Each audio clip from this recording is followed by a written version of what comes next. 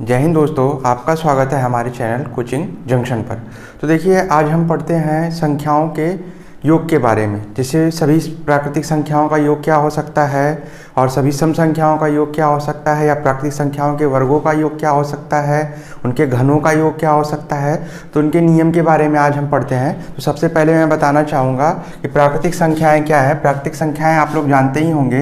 प्राकृतिक संख्याएँ क्या होती हैं? 1, 2, 3, 4, 5, ठीक है। ये सब संख्याएं क्या होती हैं? हमारी प्राकृतिक संख्याएं होती हैं। तो इन संख्याओं का योग क्या होगा? इन संख्याओं का योग क्या होगा? जैसे हमने लिख दिया 1, 2, 3, 4, 5, 6, इस तरीके से मान लीजिए हमने 10 तक लिख दिया। तो इन संख्याओं का योग क्या होगा? तो इनको तो आप जोड़ सकते हैं आसानी से। 1 में 2 जोड़ दिया 3, 3, 3, 6, 6, 4, 10, 10, 5, 15, 15, 6, 21, फिर आप 7 जोड़ लोगे 28, फिर 8 जोड़ लोगे आप 28, 8, 34, फिर 9 जोड़ लिया हमने 9, 43, 43, 10, 53, ठीक है। इस तरीके से हमने प्राकृतिक संख्याओं को 10 तक जोड़ के बता दिया। पर अगर आपसे हमने कह दिया कि आप क्या कीजिए, इन्हीं सभी प्राकृतिक संख्याओं का योग कहाँ तक निकालिए, कहाँ तक निकालिए? आप इन्हीं सभी प्राकृतिक संख्याओं का योग 60 तक निकालिए, या हम कह दें आपसे 70 तक निकालिए। तो आप इसको कैसे हल कर सकते हैं, इसके बारे में आइए हम जानते हैं।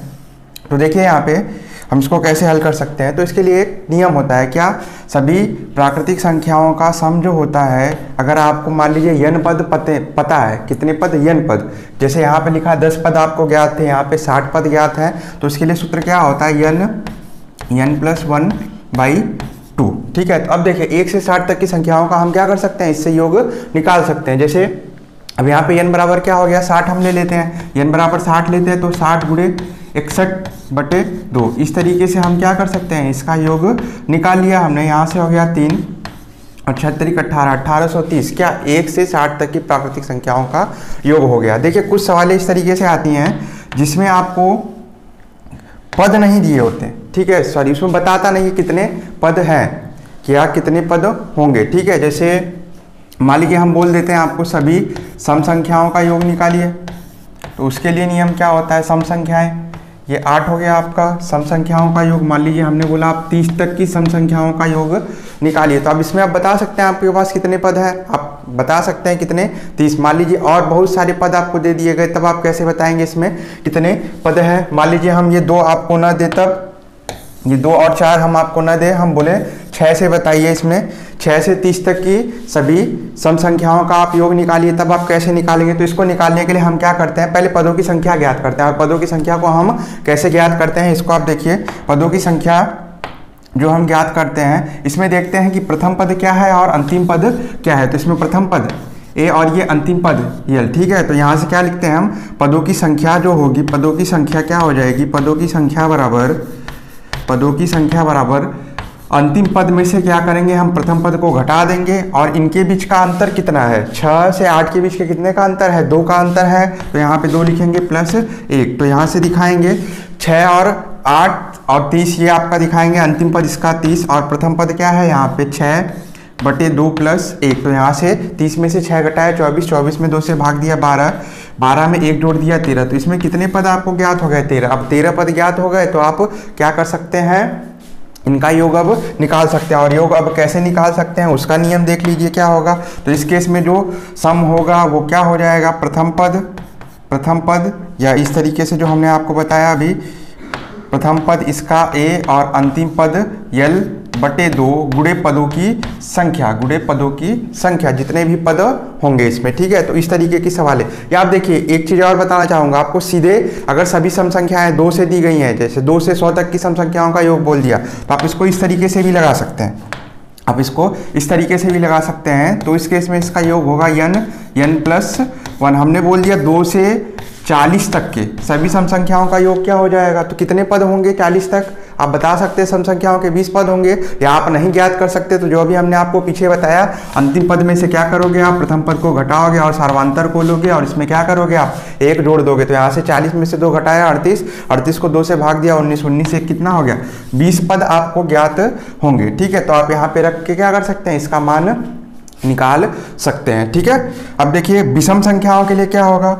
मान अगर विषम संख्याएं दी गई हैं तो इस केस में आप इसको कैसे हल कर सकते हैं? विषम संख्याएं यानी मतलब 1, 3, 5, 7 इस तरीके से दे दिया गया। विषम संख्या आपसे बोल दिया गया 27 तक की विषम संख्याओं का आप योग निकालिए। तो आप इसमें पद निकालेंगे। पद कैसे निकाल सकते हैं, जो आपको अभी हमने बताया, क्या करेंगे, अंतिम पद माइनस प्रथम पद, सर्वांतर कितना है इसका 2 प्लस एक, 27 में से 1 घटाया 26, 26 में 2 से भाग दिया 13, 13 में 1 जोड़ दिया, हमने कितने पद मिले, हमको 14 पद मिले। तो 14 पदों का क्या कर सकते हो आप, योग निकाल सकते हो। और कैसे निकाल सकते हो, चाहे इसको आप डायरेक्ट लिख सकते हो, क्या n स्क्वायर, जितने पद दिए गए हैं उतने तक का आपका क्या कर दीजिए, वर्ग कर दीजिए। या पीछे चलते हैं, जो हमने आपको नियम बताया, क्या 14 पद मिल गए और इसमें प्रथम पद क्या है, प्रथम पद 1 है और अंतिम पद क्या है 27 है, बटे 2 गुणे पदों की संख्या कितनी है इसमें 14। तो यहाँ से इसको भाग दे सकते हैं आप, 27 में 1 जोड़ लिया 28, 28 गुणे 7, यहाँ से कितना मिल जाएगा 8 7 56, 6 7 दूनी 14, 14 5 19, 196। भैया हमने बोला जितने पद आपको मिले, जितने पद आपको मिले उन्हीं का वर्ग कर दीजिए। 14 का वर्ग आपको 14 मिला था, तो 14 का क्या कर दीजिए आप, वर्ग कर दीजिए। क्या मिल जाएगा यहाँ से आपको 196 मिल जाएगा। तो देखिए अब इस तरीके की सवालें हम देखते हैं। जैसे यहाँ पे आपको कुछ सवालें दे रखी हैं कि 1 2 3 4 5 6 और 60 तक की संख्याओं का क्या निकालिए आप, योग निकालिए। तो देखिए ये सभी प्राकृतिक संख्याएं, 1 से 60 तक की प्राकृतिक संख्या है, तो इसका योग निकालना हमने आपको बताया। इसका योग आप कैसे निकाल सकते हैं, तो अभी हमने आपको बताया। यहाँ से इसका योग निकालने के लिए आप क्या करोगे, इसमें प्रथम पद दे रखा है, या जो आपको बताया नियम n+1 बाई क्या कर सकते हो आप 2। तो यहाँ से क्या कर लोगे 60 गुणे 61/2, यहाँ से आप इसको कर सकते हैं। या देखिए यहाँ से हम नेक्स्ट सवाल पे चलते। देखिए 21 से 75 तक का योग आपको निकालना है, 21 से 75 तक का योग। तो आप नियम को लगा सकते हैं। आप क्या करेंगे, 1 से कहाँ तक का पहला योग निकालेंगे, 75 तक का योग निकाल सकते हो। आप क्या कर सकते हैं, 1 से 75 तक का योग निकालिए, फिर उसमें से क्या कीजिए 1 से 20 तक के योग को आप घटा दीजिए, या जो नियम हमने आपको बताया आप उसी को लगा दीजिए। क्या पहली सवाल में आपका सीधा एकदम n+1/2 को फॉलो कर लेना है। दूसरे वाले में हमने बताया आप, अब इसमें देखिए 2 तरीके से लगा सकते हैं। चाहे तो आप 1 से 75 तक का योगफल निकालिए, फिर 1 से 20 तक का योगफल निकाल के उसमें से घटा दीजिए। चाहे हमने जो आपको नियम बताया कि आप प्रथम पद और अंतिम पद देख के ज्ञात कर सकते हैं। आप ये क्या है, सम संख्याओं का योग निकालना है यहाँ पे। तो सम संख्याओं के लिए हमने आपको बता दिया, सीधा क्या फॉर्मूला यूज करना है आपको, n+1 का पदों की संख्या निकाल दीजिए, फिर उससे एक अगला पद लेके उसमें गुणा कर दीजिए। ये भी सम संख्या है, ठीक है। तो इसको भी आप चाहे करिए क्या, 1 से लेके 80 तक की सम संख्याओं का योग, फिर 1 से लेके 26 तक की सम संख्याओं का योग आप घटा दीजिए। इस तरीके से भी लगा सकते हैं। तो प्रोसेस लंबा हो जाएगा, क्योंकि हमको टाइम भी अपना बचाना है, तो हर नियमों को हमको क्या करना पड़ेगा, अच्छे से याद रखना पड़ेगा, ठीक है। तो यहाँ पे देखिए फिर इसको हम क्या करेंगे, प्रथम पद और अंतिम पद वाले से पदों की संख्या निकाल के फिर प्रथम पद और अंतिम पद को जोड़ के 2 से भाग देके क्या करेंगे, पदों की संख्या से गुणा कर देंगे। अब इसमें देखिए विषम संख्या है, तो विषम संख्याओं के लिए हमने आपको नियम क्या बताया, n का स्क्वायर, जितने भी पद आएंगे आप उसी का क्या कर देंगे, वर्ग कर देंगे, ठीक है। अब ये भी देखिए 23 25 27 ये भी क्या है आपकी विषम संख्याएं हैं। तो वही दोनों नियम आप लगा सकते, चाहे 1 से 71 तक का विषम संख्याओं का योगफल निकालिए, फिर उसमें 1 से 21 तक की संख्याओं को घटा दीजिए। या सबसे बढ़िया नियम आपको बताया, इसका प्रथम पद देखिए और अंतिम पद देख के पदों की संख्या यहाँ से निकाल लीजिए। पदों की संख्या निकल गई तो प्रथम पद अंतिम पद को जोड़ के 2 से भाग देके क्या करेंगे, हम पदों की संख्या से इसमें गुणा कर देंगे, ठीक है। अब देखिए अब आगे हम चलते हैं, संख्याओं के वर्गों के बारे में जानते हैं कि संख्याओं के वर्गों का योगफल क्या होता है, कि संख्याओं के वर्ग का योगफल हमको क्या मिलता है, ठीक है। देखिए संख्याओं के वर्ग जैसे हम लिख सकते हैं 1 का वर्ग, 2 का वर्ग, 3 का वर्ग, 4 का वर्ग, 5 का वर्ग। तो इस तरीके से इनका वर्ग जो लिखा गया है, इनका योग क्या होता है इसको हम समझते हैं। इनका योग क्या होता है, इनका जो सम आएगा, Sn जो आएगा वो होता है n+1 2n+1/6। अब यहाँ पे देखिए कितने पद हमने लिखे हैं, मान लीजिए 5 ही पद लिखे हैं, तो इन 5 पदों का योगफल क्या आएगा। तो यहाँ पे करके देख लेते हैं। तो n बराबर आप क्या लोगे 5, n बराबर 5। अब n बराबर अगर 5 इसमें रखते हैं तो हमको क्या मिलेगा, 5 गुणे 6, और 5 में 2 का गुणा किया 10, 10 और 1 11/6। तो यहाँ से इसका योगफल कितना मिल जाएगा 55। तो क्या देखें हम, ये नियम सही है। तो क्या करते हैं हम, इनके वर्ग को जोड़ते हैं। 1 का वर्ग 1, 2 का वर्ग 4, 4 1 5, 3 का वर्ग 9, 9 5 14, 4 का वर्ग 16, 16 और 14 जोड़ लेते हैं 30, फिर उसके बाद हम क्या करते हैं 5 का वर्ग 25, 25 में 30 जोड़ते हैं कितना मिल जाएगा हमको 55, और इस नियम से भी हमने निकाला तो इसका योगफल कितना आया 55। ठीक है, तो ये नियम क्या है आपका सही है। तो अब यहाँ से देखिए, अब जितने भी प्राकृतिक संख्याओं को वर्गों का योग निकालना है आप यहाँ पे क्या कर सकते हैं, निकाल सकते हैं। ठीक है, अब देखिए घन के बारे में हम थोड़ा सा जान लेते हैं कि प्राकृतिक संख्याओं के घन का इसमें थोड़ी सी हम चर्चा कर लेते हैं कि सम संख्याओं का योग क्या होगा और विषम संख्याओं के वर्गों का योग क्या होगा। कि सम संख्याएं अगर मिल रही हैं, जैसे सम संख्याएं क्या मिले आपको 2 का वर्ग, 4 का वर्ग, 6 का वर्ग, 8 का वर्ग मिल रहा है, तो उसके लिए क्या नियम बनता है, उसके लिए जो नियम बनता है आपका बनता है n+1 n+2/6। तो देखिए क्या ये नियम इसको फॉलो करता है, तो चलिए देखते हैं।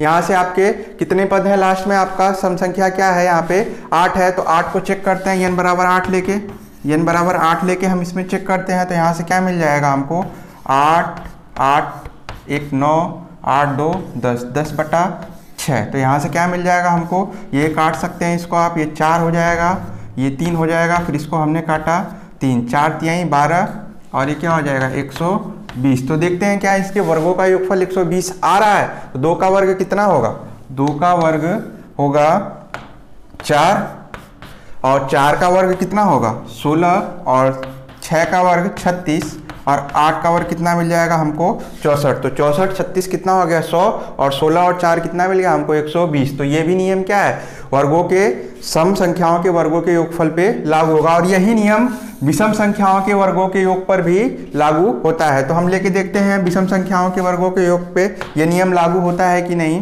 तो विषम संख्याएं क्या हो जाएंगी 1 3 5 7। तो देखते हैं इस पे लागू होता है कि नहीं। तो यहाँ से हमने लिया था Sn बराबर n, अब यहाँ पे n का मान कितना है 7, तो आप लिखोगे 7, फिर क्या था n+1 7 1 8, फिर n+2 7 2 9 और यहाँ से बटे क्या लिखेंगे हम 6। तो यहाँ से फिर करते हैं, ये 4 हो जाएगा, ये आपका 3 हो जाएगा, फिर इसको हमने काटा 3 4 3 12 और 12 7 84। तो यहाँ से इसका योगफल कितना मिला 84। तो देखते हैं क्या इसका योगफल 84 हमको मिलता है। 1 का वर्ग 1, 3 का वर्ग 9, 5 का वर्ग 25, 7 का वर्ग 49। तो इसको जोड़ के देख लेते हैं, 9 1 10 10 और 25 35, 35 और 49 को हम जोड़ लेते हैं, 35 और 49 को हम जोड़ लेते हैं, 9 5 14 4 3 7 1 8। तो यहाँ से कितना मिला हमको योगफल, देख लिया आपने किस तरीके से यही नियम सम संख्याओं के वर्गों के लिए भी लागू होता है और यही नियम विषम संख्याओं के वर्गों के लिए भी लागू होता है।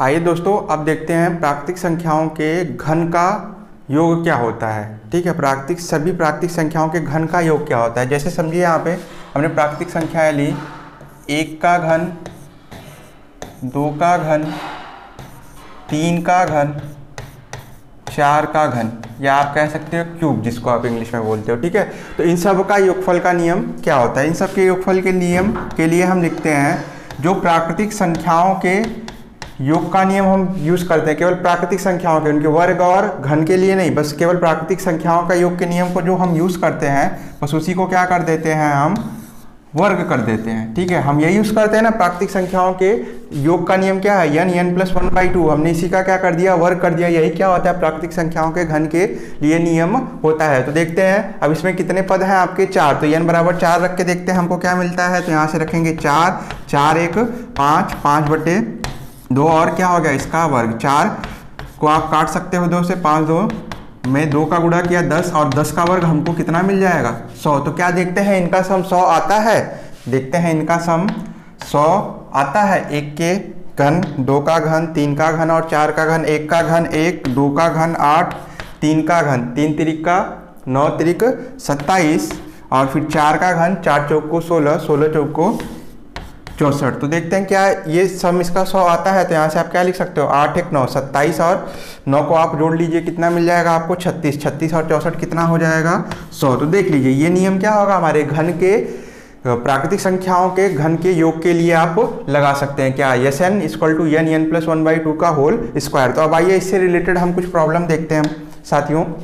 देखिए जैसे अभी वर्ग का हमने आपको पीछे बताया, तो वर्ग के लिए जो नियम बताया क्या था, n+1 2n+1/6 था, और घन के लिए क्या था, n+1/2 का होल स्क्वायर। तो चलिए देखिए मित्रों, पहली जो सवाल है, 1 का वर्ग, 2 का वर्ग, 3 का वर्ग, 4 का वर्ग, कहाँ तक निकालना है हमको, 80 तक का वर्ग निकालना है। तो आप मित्रों यहाँ से इसका वर्ग निकाल सकते हो बड़ी आसानी से। कैसे, आप वही नियम अप्लाई कीजिए जो हमने आपको पीछे बताया। नियम क्या था हमारा, 1 से कहाँ तक निकालना है हमको, 80 तक निकालना है, 1 से 80 तक। तो कितने पद हुए, n =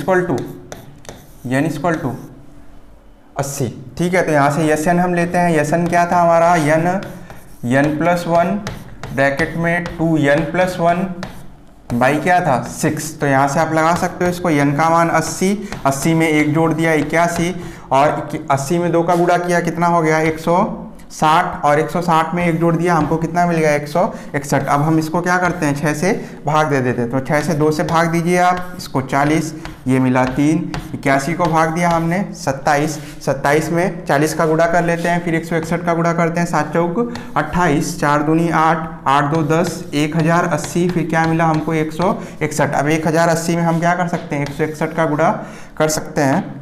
तो यहाँ पे आप कर सकते हो 1008 कर लेते हैं, फिर बाद में हम क्या करेंगे इसमें 108 कर लेते हैं, फिर 161 का गुणा करके बाद में हम इसमें क्या करेंगे, 0 लगा लेंगे। तो यहाँ से क्या मिल जाएगा 801, और यहाँ से मिल जाएगा 6 4 8, और यहाँ से मिल जाएगा 108। तो यहाँ से हमको क्या मिल जाएगा, इसका योगफल जो मिलेगा हमको वो मिल जाएगा 8 8 4 8 4 12 1 13, और यहाँ से 7। तो इसका मान कितना आ गया 1 7 3 8 8। और जो दोस्तों हमने शून्य छोड़ रखा था उसको हम क्या कर देंगे, यहाँ पे लगा देंगे। तो इसका योगफल कितना आ गया 1,73,880 इसका योगफल आ गया। किसका, 1 से 80 तक के प्राकृतिक संख्याओं के वर्गों का योगफल यहाँ पे हमको मिल चुका है। अब देखिए जो नेक्स्ट प्रॉब्लम थी वो क्या कह रही है, 20 से 70 तक का वर्गों का योगफल निकालिए। अब इसमें देखिए बच्चों दोस्तों क्या हो गया यहाँ पे कि 1 से 20 तक आप पहले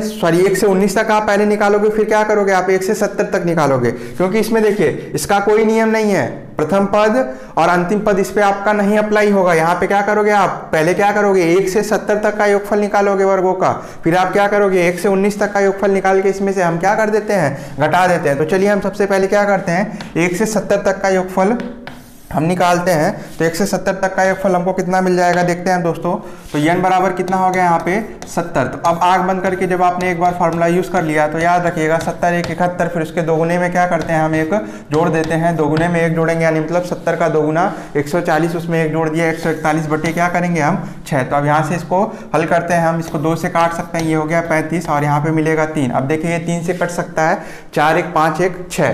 तो विभाज्यता का नियम आपने पीछे पढ़ रखा है, वीडियो में देख लीजिएगा एक बार फिर से आप। यहाँ पे हो जाएगा 3 से इसको काटते हैं, 3 चौक को 12, 3 सत्ते 21। अब इन सब का हम क्या कर सकते हैं, गुणा कर सकते हैं। तो चलिए पहले 35 में 71 का गुणा कर लेते हैं। तो यहाँ से आपको मिल जाएगा है, तो आपको घबराना नहीं है। आप देखिए 35 में 71 का गुणा करने के लिए यहाँ पे आप इसको लिख सकते हो 70 + 1 गुणे 35। तो यहाँ पे 70 में 35 का गुणा करते हैं, 7 × 5 = 35, 7 × 3 = 21, 24 245 आएगा, और यहाँ से क्या हो जाएगा +35। अब इसको हम जोड़ लेते हैं, क्या मिल जाएगा हमको 2485। तो देखिए 70 में 71 का गुणा किया तो हमको मिला 2485, और ये गुणे क्या हो गया यहाँ पे 47। ठीक है, अब देखिए कैलकुलेशन आपका बढ़ता जा रहा है, तो अपनी स्पीड को भी आप क्या करिए, बढ़ाते जाइए दोस्तों।